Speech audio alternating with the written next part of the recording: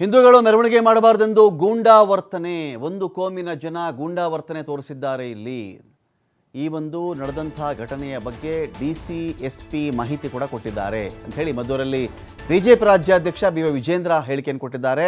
ದುಷ್ಕರ್ಮಿಗಳ ಅಟ್ಟಹಾಸ ಎಷ್ಟು ಮಟ್ಟಿಗಿದೆ ಅಂದರೆ ಇಲ್ಲಿ ಹಿಂದೂಗಳು ಮೆರವಣಿಗೆ ಮಾಡದಂತೆ ತಡೆಯುವುದಕ್ಕೆ ಅಂತಲೇ ಇಲ್ಲಿ ಜನ ಇದ್ದಾರೆ. ಅದರಿಂದ ನಮ್ಗೆ ಗೊತ್ತಾಗ್ತಾ ಇದೆ ಎಲ್ಲವೂ ಕೂಡ ಇವರ ಸಂಚೆ ಏನು ಅಂತ ಹೇಳಿ. ಹಿಂದೂ ಮಹಿಳೆಯರು ಯಾವತ್ತೂ ರಸ್ತೆಗಿಳಿದು ಆಕ್ರೋಶವನ್ನು ವ್ಯಕ್ತಪಡಿಸಿರಲಿಲ್ಲ ಇಲ್ಲಿವರೆಗೂ.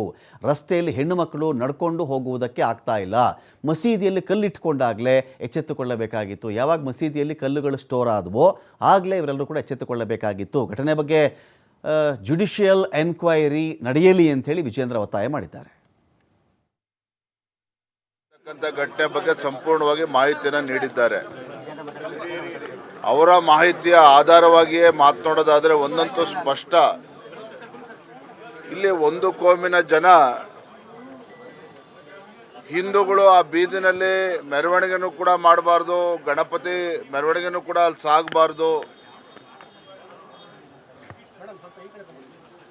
ಗುಂಡಾವರ್ತನೆ ಇವೆಲ್ಲವೂ ಕೂಡ ಅವರೇ ಉಲ್ಲೇಖವನ್ನು ಮಾಡಿದ್ದಾರೆ. ಇವತ್ತು ಮಹಿಳೆಯರಲ್ಲೂ ಕೂಡ ಇಷ್ಟೊಂದು ಆಕ್ರೋಶ ಬಂದಿದೆ ಇಲ್ಲಿ ಮದ್ದೂರಂತ ಕಡೆಯಲ್ಲಿ, ಮಂಡ್ಯ ಜಿಲ್ಲೆಯಲ್ಲಿ ಅಂತ ಹೇಳಿದ್ರೆ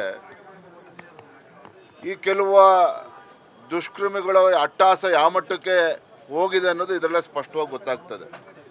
ಯಾಕೆ ಹಿಂದೆಂದೂ ಕೂಡ ಮಹಿಳೆಯರು ಬೀದಿಗಿಳಿದು, ಹಿಂದೂ ಮಹಿಳೆಯರು ಬೀದಿಗಿಳಿದು ಈ ರೀತಿ ಆಕ್ರೋಶವನ್ನು ಯಾವತ್ತೂ ಕೂಡ ವ್ಯಕ್ತಪಡಿಸಿರಲಿಲ್ಲ.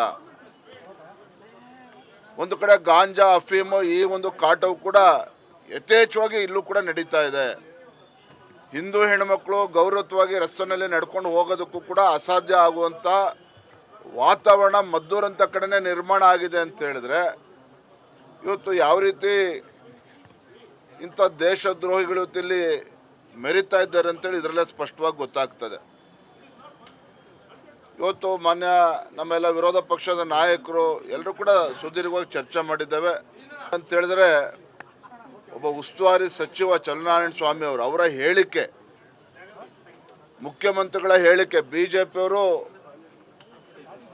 ಕೋಮು ಸೌಹಾರ್ದತೆಯನ್ನು ಕದಡುವಂಥ ಕೆಲಸ ಮಾಡ್ತಾ ಇದ್ದಾರೆ ಅಂತೇಳಿ, ಯಾವಾಗ ಮಸೀದಿ ಒಳಗೆ ಹೊಕ್ಕೊಂಡು ಕಲ್ಲನ್ನು ಹಿಡ್ಕೊಂಡಿದ್ರು